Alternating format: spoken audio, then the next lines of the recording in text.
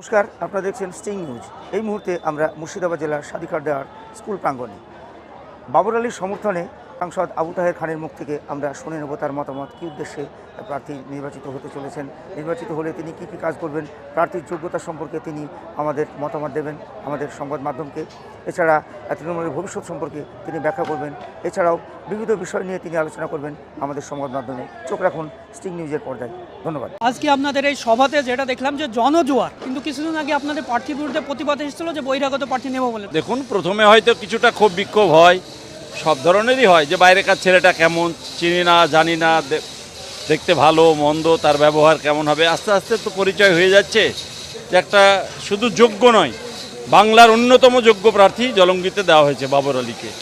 একজন বিশিষ্ট শিক্ষাবিদ এবং গোটা দেশ বিদেশ থেকে সে বিভিন্ন অ্যাওয়ার্ডে শিক্ষাবিদ হিসেবে পুরস্কৃত হয়েছেন। তার বই বিভিন্ন জায়গায় পড়ানো হয় সিলেবাসে। সুতরাং এইরকম একটা প্রার্থীকে পেয়েছে মানুষ জলঙ্গিতে। আর আমাদের নেতা অভিষেক বন্দ্যোপাধ্যায় বলেছে যে আমি জলঙ্গিটা আমার চোখে দেখব, আমি আমার ছোট ভাইকে প্রার্থী করেছি, আপনারা ভোট দিন।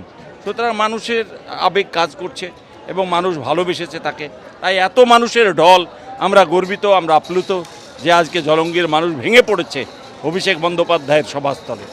আজকে মুর্শিদাবাদের নেতা নেত্রী অনেকেই দেখলাম মঞ্চে, কিন্তু এখানকার বর্তমান বিধায়ককে দেখা গেল না। বিধায়কের এখনও কিছু ক্ষোভ দুঃখ আছে। দীর্ঘদিন এই এলাকার তিনি নেতৃত্ব দিয়েছেন, দীর্ঘদিন তিনি বিভিন্ন পদে ছিলেন।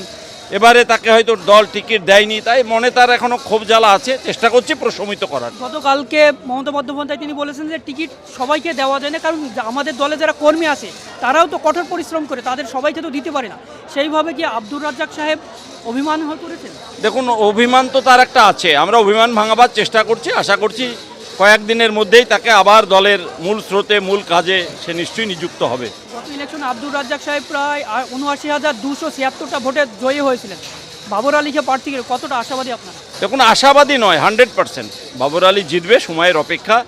এবং জলঙ্গির মানুষ, ডোমকলের মানুষ এবং রানীনগরের মানুষ, এই সাব ডিভিশনে 3টে সিট, 3টেতেই আমাদের প্রার্থী তৃণমূল কংগ্রেসের প্রার্থী সৌমিক হোসেন, আর একদিকে ডক্টর হুমায়ুন কবির IPS, আর একদিকে বাবর আলী। 3টে প্রার্থী বিপুল ভোটে জয়যুক্ত হবেন, এ নিয়ে কোনো সন্দেহ নেই। আপনার লোকসভার ভেতরেই এগুলো তো উন্নয়নের দিক দিয়ে যারা ওবিসি মাইনরিটি, ওবিসিটা নিয়ে কি বলবেন? ওবিসি নিয়ে এখন ইলেকশন চলছে। আমরা ইলেকশনের পরে ওবিসি যে জট আছে সে জট আমরা কাটিয়ে তুলব এবং প্রত্যেকটা ওবিসি ভাইয়েরা যে সুযোগ সুবিধা পায়, শিক্ষাক্ষেত্রে থেকে শুরু করে চাকরি সংরক্ষণ ক্ষেত্রে সুবিধা করে সব সুযোগ সুবিধা যাতে পেতে পারে, সেই জন্য আমরা প্রয়োজনীয় ব্যবস্থা অবশ্যই গ্রহণ করব।